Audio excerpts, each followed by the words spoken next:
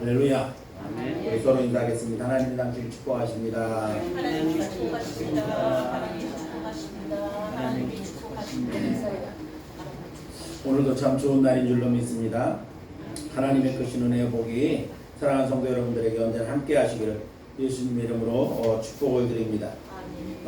입추가 지나고 광복절이 지나면서 이제 더위가 좀 덜한 것 같은 그러한 느낌이 있는데, 예보상으로는 저희 폭염은 거의 한 달여 동안 계속된다고 하니까 어쨌든 건강관리 잘 하셔서 건강하게 여름을 하실 수 있도록 하시기를 바랍니다.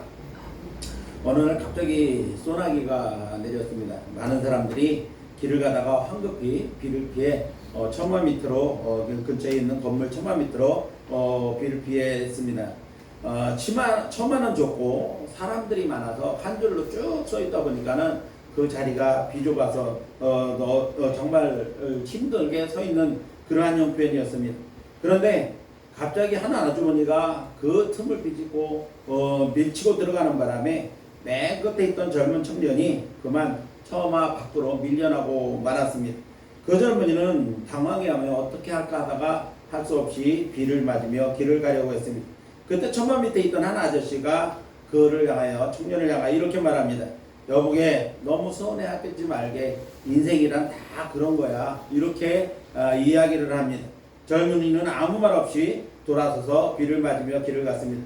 그런데 간 줄로 알았던 그 젊은이가 잠시 후에 여러 개의 우산을 사들고 와서 처마 밑에 있는 사람들에게 나누어 주면서 아까 인생은 다 그런 거야 이렇게 말했던 그 아저씨를 향해서 이렇게 말을 합니다. 인생이 다 그런 것만은 아닙니다. 이렇게 이야기를 하고 갔다고 합니다.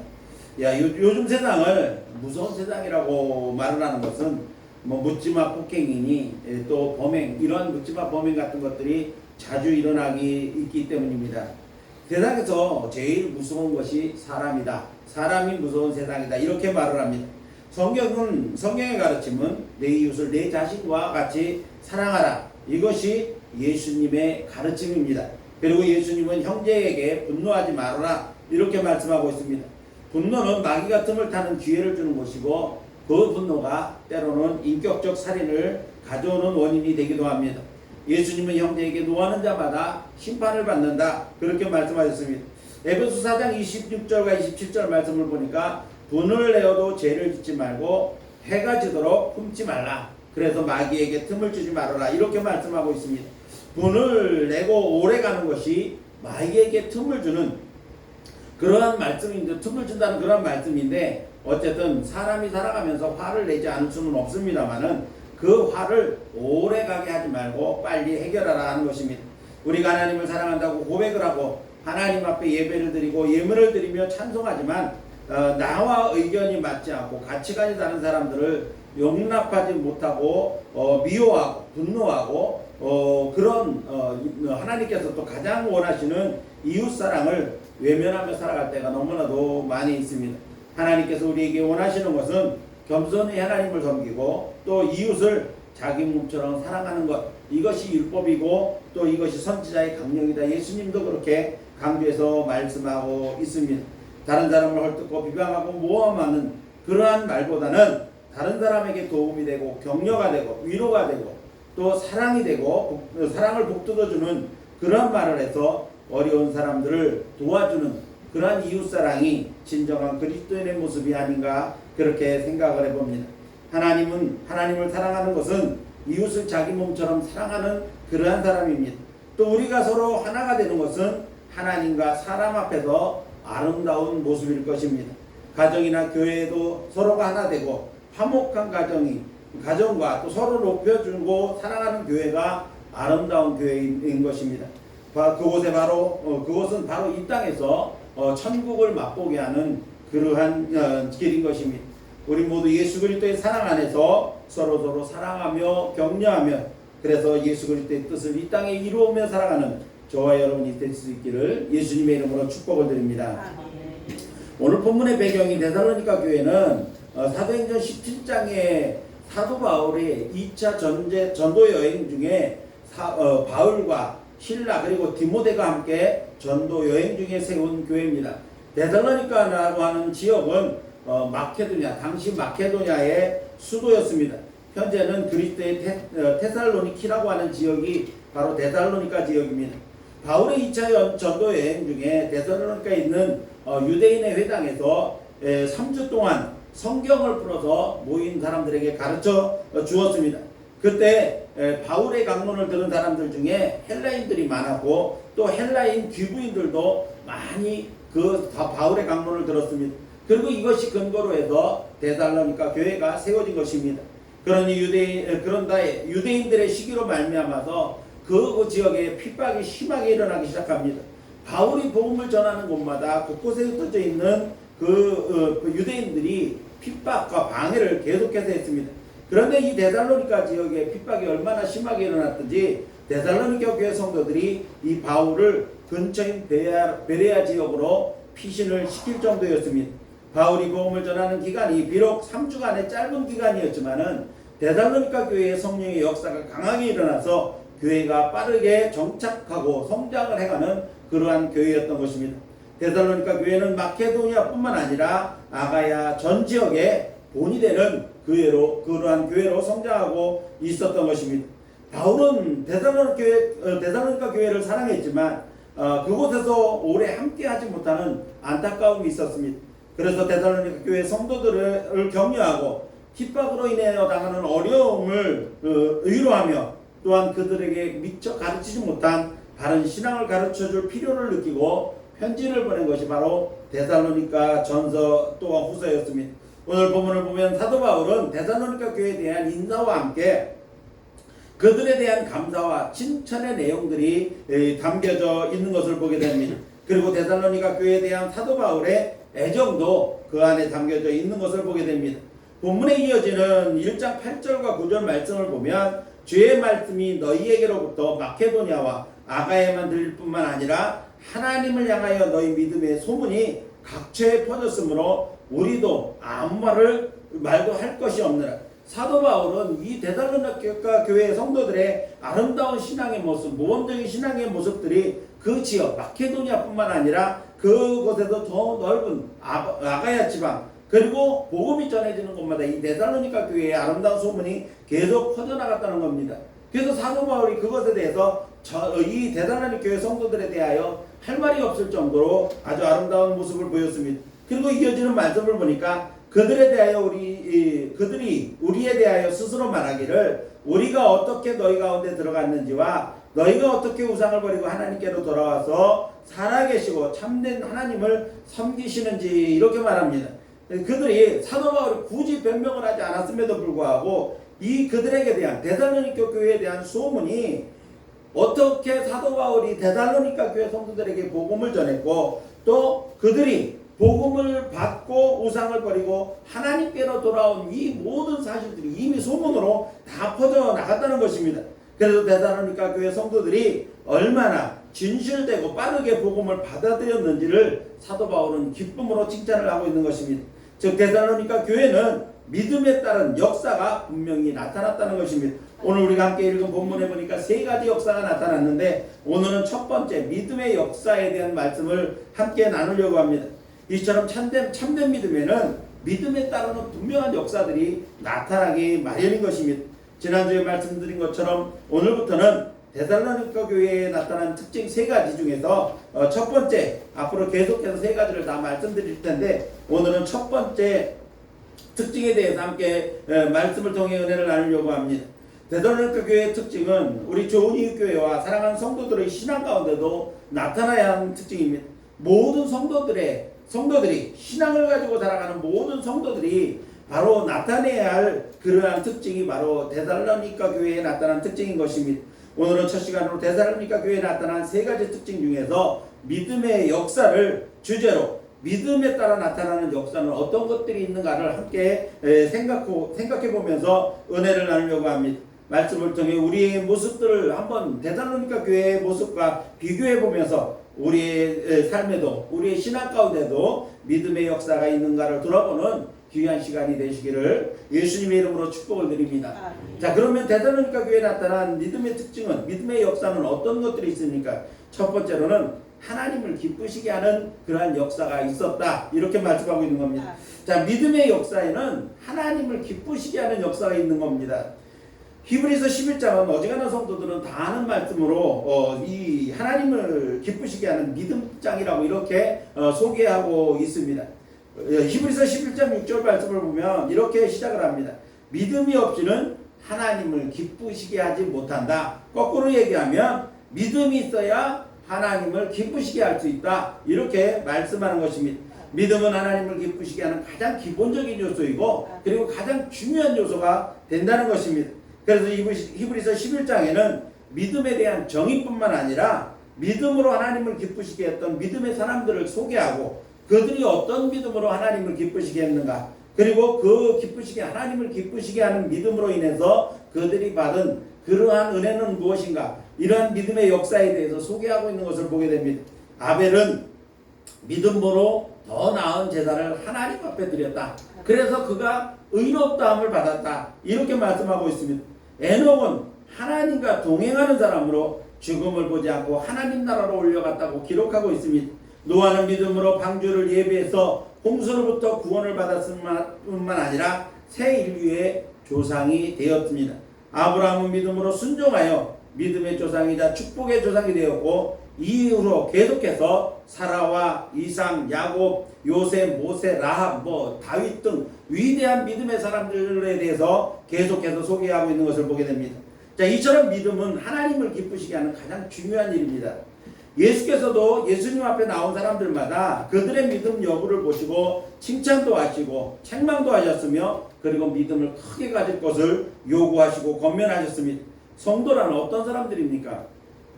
성도는 예수 그리스도를 믿고 구원을 받은 하나님의 자녀들을 우리가 성도라고 그렇게 말을 합니다. 즉 믿음은 성도들로 하여금 하나님의 자녀가 되게 하고 천국 백성으로서의 삶을 살게 하는 게 믿음입니다. 따라서 성도의 삶은 하나님을 기쁘시게 하는 그러한 삶을 살아야 됩니다. 하나님의 자녀로서 천국 백성으로서 우리는 하나님을 기쁘시게 하는 삶을 살아야 되는데 그 하나님을 기쁘시게 하는 삶이 무엇이냐 하면 바로 흔들림 없는 굳건한 믿음이 하나님을 기쁘시게 하는 것입니다. 여러분의 믿음은 어떻습니까? 여러분은 하나님을 기쁘시게 하는 그러한 믿음을 소유하고 계십니까? 사랑하는 성도 여러분, 믿음이 없이는 하나님을 기쁘시게 할 수 없다. 히브리서 11장 6절에서 말씀하고 있는 것입니다. 이제 데살로니가 교회 성도들처럼 여러분 안에 있는 믿음의 역사로 하나님을 기쁘시게 하는 그러한 믿음을 소유한 성도들이 되시기를 예수님의 이름으로 축원합니다.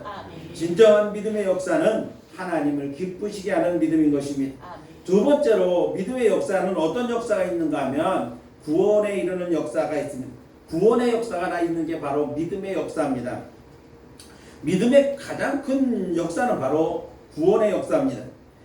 에베소 2장 8절 말씀에 의하면 너희는 그 은혜로 인하여 믿음으로 말미암아 구원을 받았으니 이것이 너희에게서 난 것이 아니라 하나님의 선물이다. 이렇게 말씀했습니다. 자, 이 말씀을 보면 구원은 믿음으로 받는 것이라고 분명하게 말씀하고 있습니다. 그런데 이 믿음도 하나님의 은혜의 선물이라는 겁니다. 우리 안에 소유된 믿음도 하나님의 은혜의 선물이고 이 하나님의 은혜의 선물로 주어진 믿음으로 말미암아 우리가 구원을 받게 되었다라고 말씀하고 있는 것입니다. 그러므로 구원의 전제 조건은 믿음이며 이 믿음도 하나님께서 우리에게 주시는 은혜로 말미암는 것입니다. 따라서 믿음에 나타나는 가장 크고 귀한 역사는 바로 구원의 역사인 것입니다. 여러분도 아시는 바와 같이 예수님께서 십자가를 지셨을 때 좌우편에 강도들이 함께 달려 있었습니다.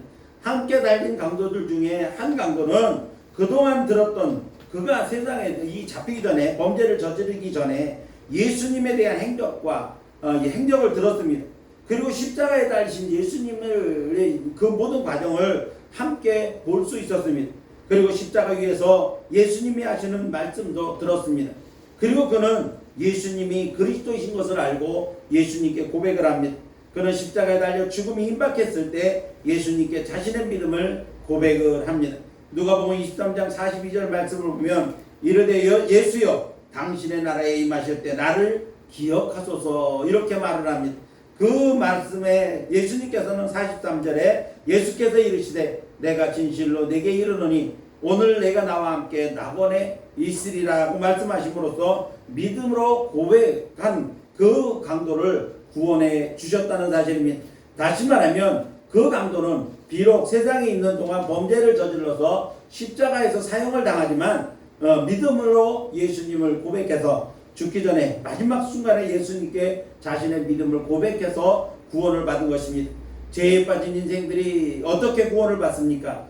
하나님의 특별하신 은혜로 예수 그리스도께서 십자가의 대속의 죽으심을 믿고 또 회개와 더불어서 십자가에 달리신 예수 그리스도를 영접하면 구원을 받습니다. 모두가 아는 말씀입니다만은 요한복음 3장 16절에서는 이렇게 말씀하고 이것을 확증해 주고 있습니다. 하나님이 세상을 이처럼 사랑하사 독생자를 주셨으니 이는 그를 믿는 자마다 멸망하지 않고 영생을 얻게 하려 하심이라. 사랑하는 성도 여러분, 믿음에 나타나는 가장 큰 역사는 바로 구원의 역사인 것입니다. 저와 여러분도 예수 그리스도를 믿음으로 구원받은 줄로 믿습니다. 또한 세상 그 어떤 사람도 예수 그리스도를 믿는 믿음이 없이는 절대로 구원을 받을 수가 없음을 우리는 압니다. 이제 이 믿음이 나타나는 구원의 역사를 우리가 굳게 부여잡고 믿음으로 구원받은 하나님의 자녀이자 천국 백성으로서 긍지를 가지고 살아가는 여러 성도 여러분들이 되시기를 예수님의 이름으로 축복합니다. 세 번째로는 믿음의 역사, 세 번째로는 믿음대로 되는 역사입니다. 마가복음 9장 27절 이하의 말씀을 보면 예수님께서 이 거리로 가시는데, 길을 가시는데 두 명의 소경이 쫓아오면서 다윗의 자손 예수여 우리를 좀 불쌍히 여겨주십시오. 계속해서 소리를 지릅니다. 제자들이 말려보고 사람들이 비난도 해봤지만 그들은 계속해서 예수님께 소리를 지르면서 쫓아옵니다. 예수님이 한 집에 들어가 앉으셔서 그 소경들을 부르십니다. 내가 너희에게 무엇 해주기를 원하느냐? 예, 보기를 원합니다. 예수님께서 그들에게 다시 묻습니다. 내가 능히 이 일을 할 줄로 믿느냐라고 물으니까 소경들이 대답하되 예, 믿습니다. 그렇게 하실 줄로 믿습니다. 이렇게 대답을 합니다. 그랬더니 예수님께서 소경들의 눈을 만지시면서 하시는 말씀이 내 믿음대로 되라. 이렇게 말씀하시니까 소경들의 눈이 그 즉시로 밝아졌다. 이렇게 기록하고 있습니다. 그 전에 보니까 12년 동안을 혈루증을 앓던 여인도 예수님의 옷에 손만 대어도 내 병이 나을 수 있다라고 하는 믿음을 갖게 됩니다. 그리고 사람들이 많은 가운데서도 이 여인은 몰래 예수님의 옷자락에 손을 댔습니다. 그랬더니 혈루증이 고침을 받았습니다. 12년 동안 많은 의사에게 괴로움을 당하고 그리고 많은 재단을 다 탕진해버렸어도 고치지 못했던 그 병이 예수님의 옷자락에 손만 대어도 낫겠다라고 하는 믿음을 가지고 예수님의 옷에 손을 대었더니 즉시로 그 여인의 믿음대로 즉시로 병이 고침을 받았다는 것입니다. 예수님께서 그 사실을 아시고 돌아서서 여인을 보시며 하신 말씀이 따라 안심하라 내 믿음이 너를 구원했다라고 말씀하셨습니다. 이 말씀은 무엇입니까? 네 믿음대로 되었다 이렇게 말씀을 하시는 것입니다. 예수님의 사역 기간 동안 수많은 병자들이 예수님을 찾아왔습니다. 그때마다 예수님은 그들에게 믿음이 있는가 없는가를 먼저 보셨습니다. 그리고 믿음의 여부에 따라서 그들의 병을 고쳐주셨습니다. 믿음이 없는 사람에게는 믿음을 가질 것을 종용하시고 믿음을 고백한 후에야 병을 고쳐주셨습니다. 어느 누구 한 사람도 예수님께 믿음을 보이지 않고는 병을 고침받거나 문제를 해결받지 못했던 것입니다. 언제나 예수님 앞에 나오는 자는 반드시 믿음을 예수님께 인정을 받아야만 했던 것입니다. 가버나움의 한 백부장이 가인의 병을 고침받겠다고 고치기 위해서 예수님을 찾아왔습니다. 예수님께서 이 백부장의 믿음을 보시고 내가 가서 고쳐주겠다라고 말을 합니다. 그래서 백부장이 하는 말이 예수님 내 집에 들어오시면 나는 감당하지 못하겠습니다.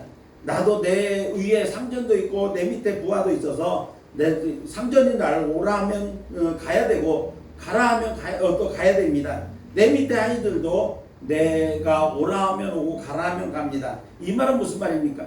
나도 예수님을 내 하인처럼 오라가다 말할 수가 없다는 겁니다. 그러면서 하는 말씀이 여기서 말씀만 하셔도 내 하인의 병이 낫겠습니다 라고 말을 합니다.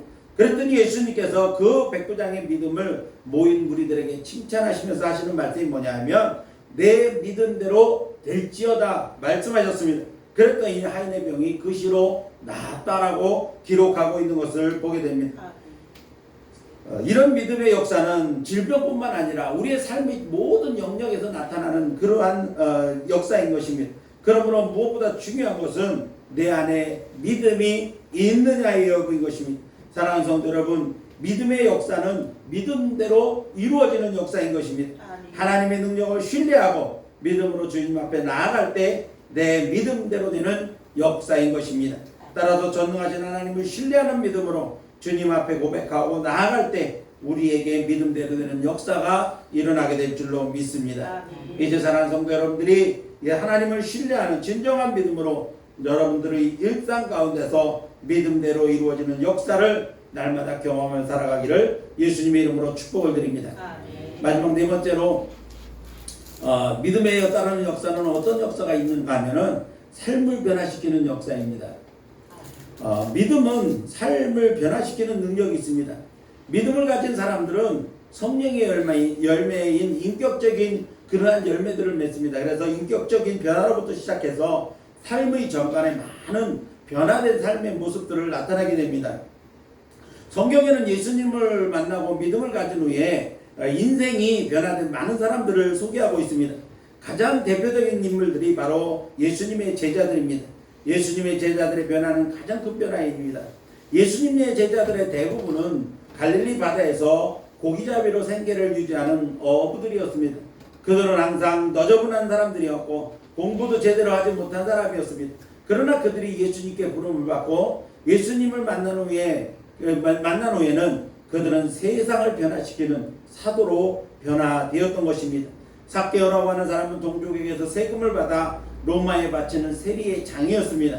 동족들에게 온갖 나쁜 짓을 저질러서 손가락질을 당하는 사람이었지만 그가 예수님을 만나고 믿음을 가진 후에는 완전히 새로운 사람으로 변화되어져서 나누고 베푸는 사람이 되었던 것입니다. 막달라 마리아는 몸을 파는 창녀였지만 예수님을 만난 후에는 믿음으로 예수님의 사역에 가장 적극적으로 헌신하는 사역의 동역자가 되었습니다. 수가성의 여인도 도덕적으로 문제가 많은 여인이었지만 수가성 우물가에서 예수님을 만난 이후에는 예수님을 전하는 사람으로 변화되어졌습니다. 성경뿐만 아니라 오늘날도 예수님을 믿고 난 후에 삶이 송도리째로 변화된 그러한 사람들의 간증을 우리는 얼마든지 들을 수가 있습니다. 예수님을 만난 이후에 믿음으로 병을 고친 사람이 있습니다. 실패한 사업을 다시 일으킨 사람도 있습니다. 갖가지 문제들을 해결받고 새로운 삶으로 거듭난 사람들의 이야기가 신앙서적이나 혹은 기독교 계통의 방송들에게서 우리는 쉽게 찾아볼 수가 있는 것입니다. 이처럼 믿음은 삶을 통째로 변화시키는 그러한 역사가 있는 것입니다. 문제는 무엇입니까? 문제는 우리 안에 믿음이 있느냐 없느냐의 여부인 것입니다. 이제 사랑하는 성도 여러분들의 믿음으로 변화된 삶을 경험하는 믿음의 역사를 나타내며 살아가는 성도 여러분들이 되시기를 예수님의 이름으로 축복합니다. 아멘. 이제 말씀을 맺습니다. 오늘 본문의 데살로니가 교회는 믿음의 역사가 나타나는 그러한 교회였습니다. 진정한 믿음에는 반드시 믿음에 따르는 역사가 나타남으로써 그 믿음을 증명했습니다. 그러므로 살아있는 믿음은 역사가 나타나는 믿음인 것입니다. 사랑하는 성도 여러분, 여러분의 믿음에는 어떤 역사가 일어나고 있습니까? 믿음에 따른 역사는 한 번으로 끝나는 것이 아니라 지속적으로 일어나는 역사인 것입니다. 살아있는 생명이 성장하는 것처럼 살아있는 믿음을 수유한 성도의 삶에는 믿음에 따른 역사가 끊임없이 일어나는 것입니다. 믿음에 따른 역사는 어떤 역사입니까? 하나님을 기쁘시게 하는 역사입니다. 구원의 열매들이 분명하고 지속적으로 나타나는 역사입니다. 믿음대로 이루어지는 그러한 역사인 것입니다. 삶을 송두리째로 변화시키는 그러한 역사인 것입니다. 이제 사랑하는 성도 여러분과 우리 좋은 이웃교회가 날마다 믿음에 따른 놀라운 역사들이 끊임없이 일어나는 큰 믿음, 진실한 믿음, 살아있는 믿음을 소유한 성도들이 되어져서 그리고 그 믿음에 따른 놀라운 역사를 나타내는 우리 좋은 이웃교회와 또 성도 여러분들이 되시기를 예수님의 이름으로 축원합니다. 기도하겠습니다.